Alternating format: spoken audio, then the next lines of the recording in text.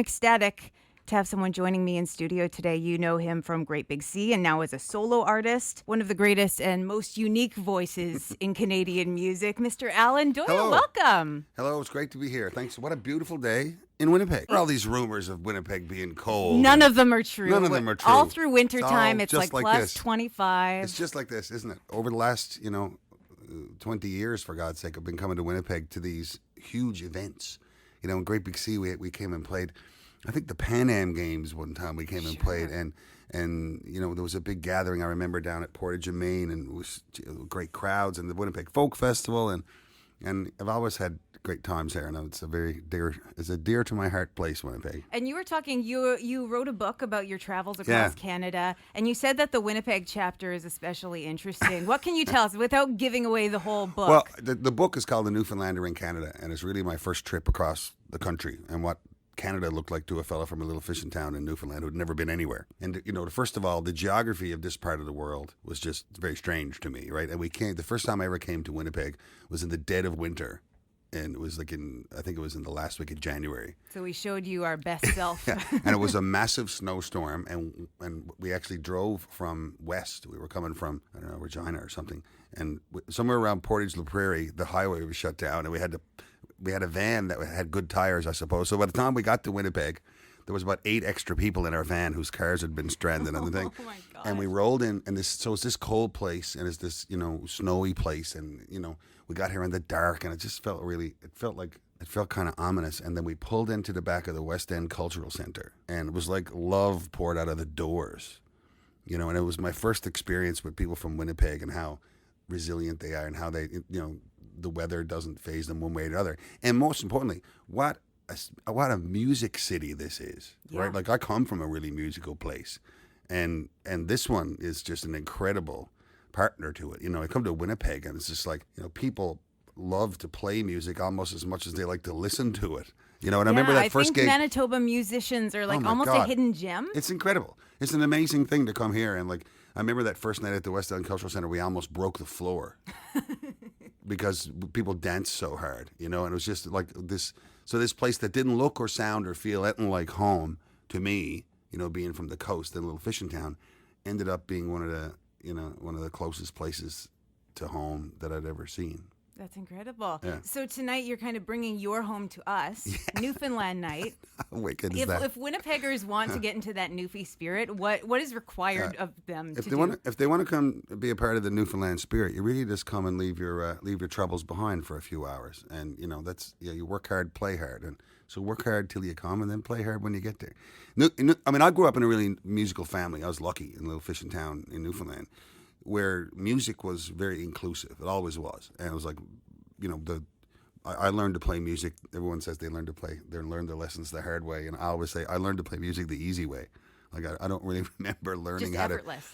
Well, I don't remember actually sitting down to learn how to play guitar. I thought everybody knew how to play guitar. There was one in our house and accordions and that.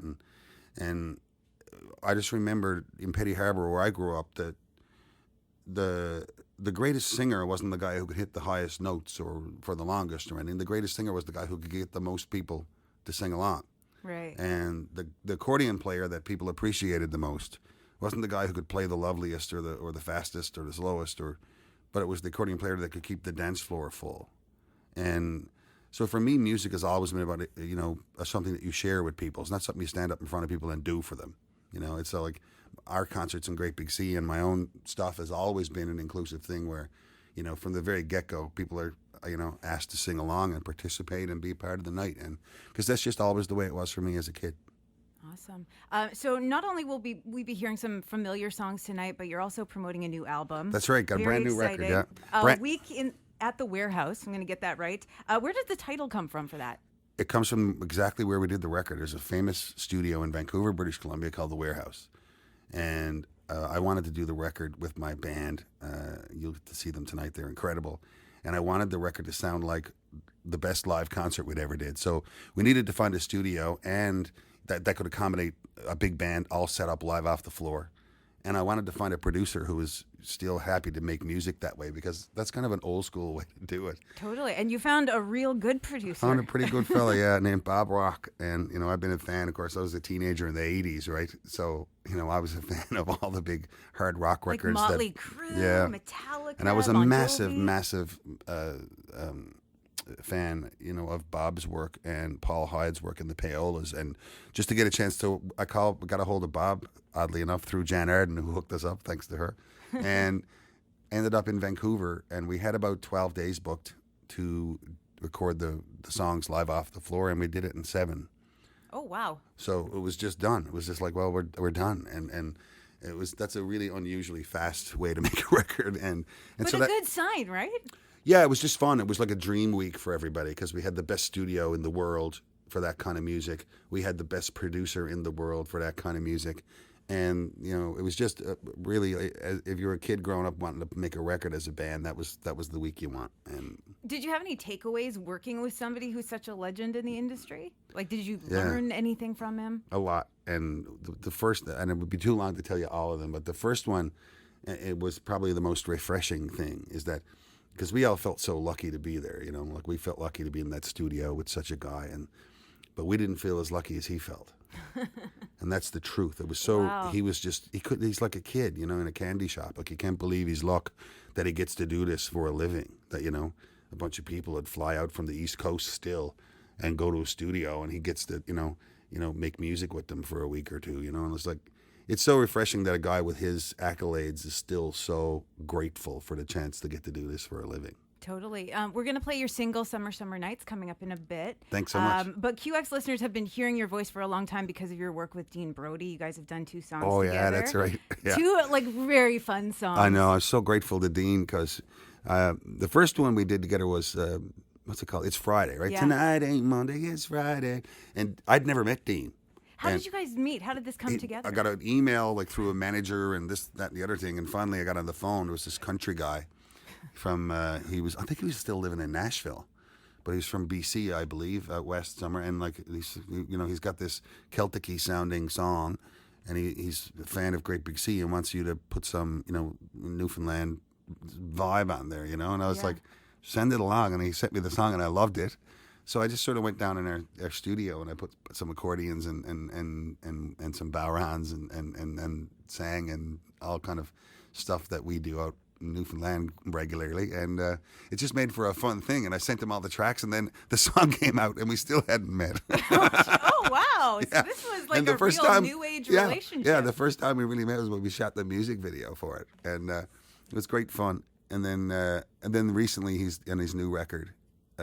He had this great track, which is kind of a southern feeling summertime song. Soggy Bottom Summer. Soggy Bottom Summer, which, and Dean's songs, a lot of them are often like little movies, right? Yeah, they tell a story. Yeah, and in that old school kind of way. And he wanted me to just basically play one of the characters in there, so I was happy to do that too. And, no, he's a great dude, and he's a great guy, and I like the way he pushes the envelope of country music in Canada, and includes influences from urban music and influences from Celtic music and folk music, and because that's the spirit of it, and that's the whole idea of what makes music great, I think, is when you get different things in there. And then and it was so, like you say, it was so fun. And then I got to do my own summer song, Summer Nights, and thanks for playing that, by the way. It's a true story, that song.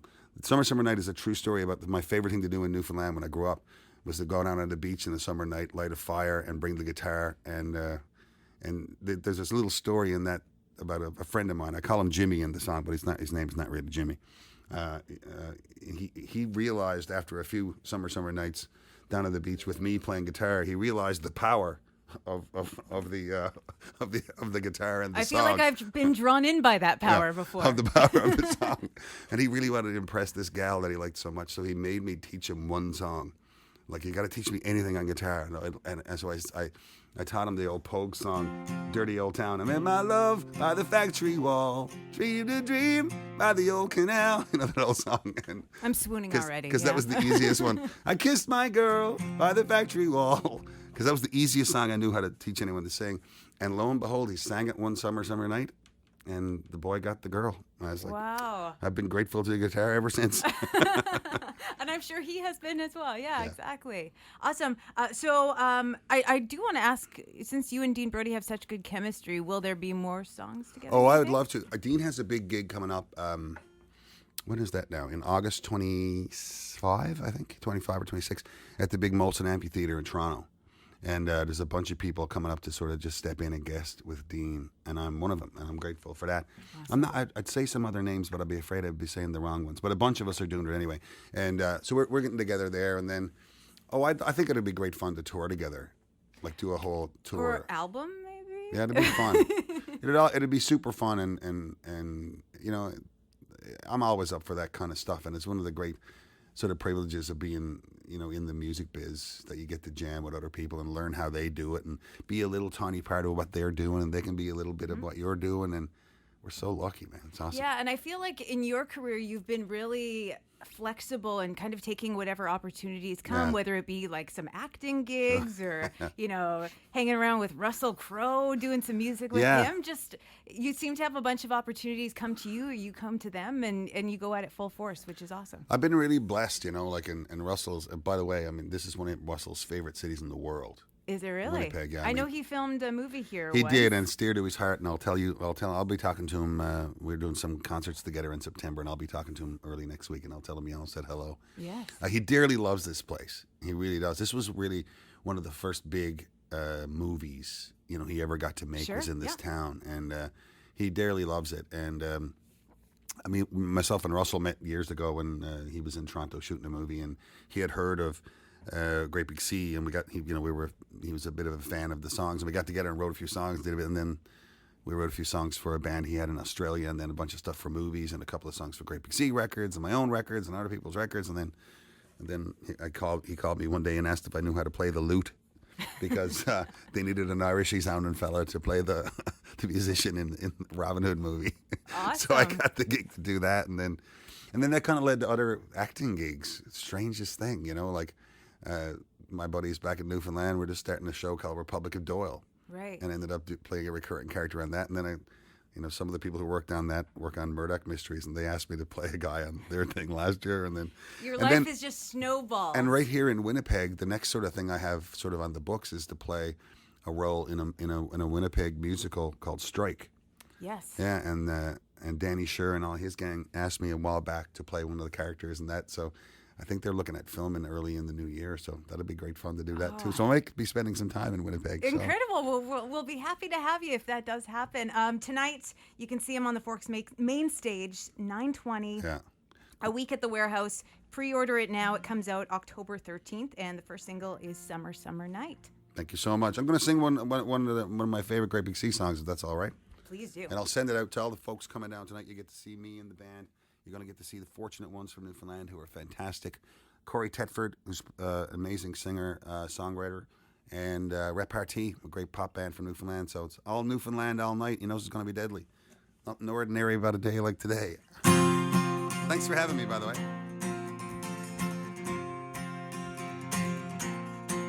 I've got a smile on my face, and I've got four walls around me. I've got the sun in the sky and all the water surround me.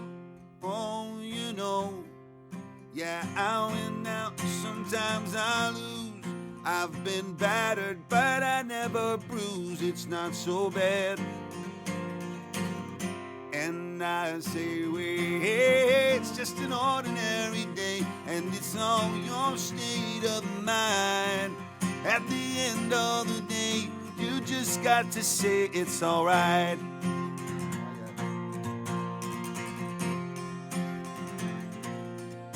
Jenny sings on the corner, what keeps her from dying?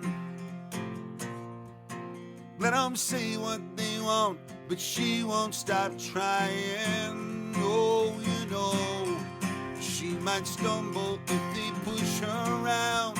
She might fall, but she'd never lie down. It's not so bad.